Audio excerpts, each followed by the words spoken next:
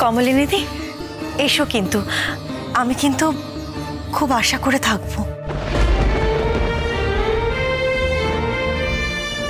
আমার বৌদি ভাইটা একেবারে অন্য ধাতের। বৌদি ভাই যদি একা যায় তাহলে সঙ্গে হয়তো আমি যাব। আমি আমার ব্যক্তিগত মতামতটা জানিয়েছিলাম। অনন্যান্টি, দুর্দান্ত খবর, আমরা কিন্তু যাবই উইদাউট ফেল। এত বড় একটা দিন, বলো স্বপ্নের দিন। এই দিনটা সেলিব্রেট হতে দেখে রুদ্ররও নিশ্চয়ই খুব ভালো লাগবে, তাই না রুদ্র বলো? নিশ্চয়ই যাবে, তোমরা যাবে না হয়? আমি তো সবাইকে যেতে বলছি। নতুন তো নিজের মুখে কিছু বললো না, মাসিকে ডাকছে, তা একবার নিজে এখানে আসা উচিত ছিল না কি?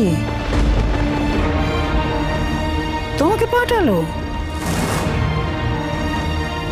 এও তো জানতো যে আমি এখানেই আছি, সে নিজে এসে খবরটা দিলেই পারতো।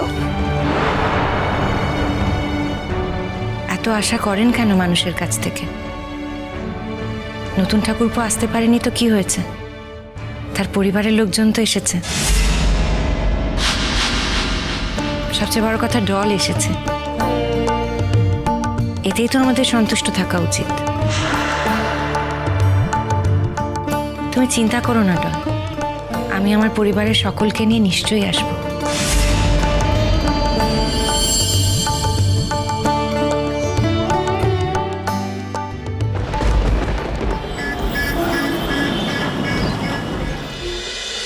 এসো এসো এসো। বাবা, অনন্যাদি, ডল, কত দিন ধরে তোমাদের আসতে বলছি বলো তো? কি রে, তুই তো বাড়ি যাওয়াই ছেড়ে দিয়েছিস। কি করবো বলো তো, সময় পাচ্ছি না, এত কাজ। বিদেশ যাবো না, সেই ব্যাপারে অনেক প্রস্তুতি নিতে হচ্ছে, প্লাস ফর্মালিটিস, সেটা ফিল আপ করতে করতে তো ওরে বাবারে বাবারে বাবা, প্লুটোকেই দেখছো হিমশিম খাচ্ছে ও তো। তুই কি সব কথা এখানেই বলবি না বসতে দিবি? বসো বসো, তোমরা বসো, ডল বসো প্লিজ, বসো বসো। কি ব্যাপার মা দেখুন কারা এসছে। তোমরা তা হঠাৎ কি মনে করে? কি আশ্চর্য, এটা আবার কিরকম কথা হলো মা? লোকজন বাড়িতে এলে এভাবে জিজ্ঞেস করতে হয় বুঝি? হঠাৎ কি মনে করে? না না, আমি ভাবলাম যে আমার নাতনির বিয়ে বোধহয় পাকা হয়ে গেছে, আশীর্বাদ করতে আসছে, তাই জন্য জিজ্ঞেস করলাম।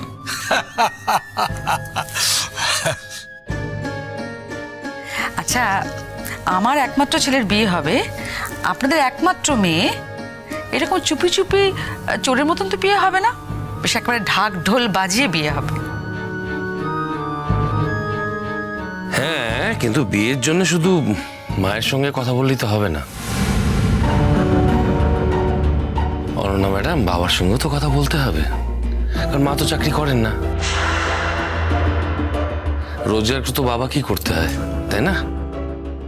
আর দাদু ঠাম্মা এরা তো গার্জেন, কথা তো এদের সঙ্গেও বলতে হবে।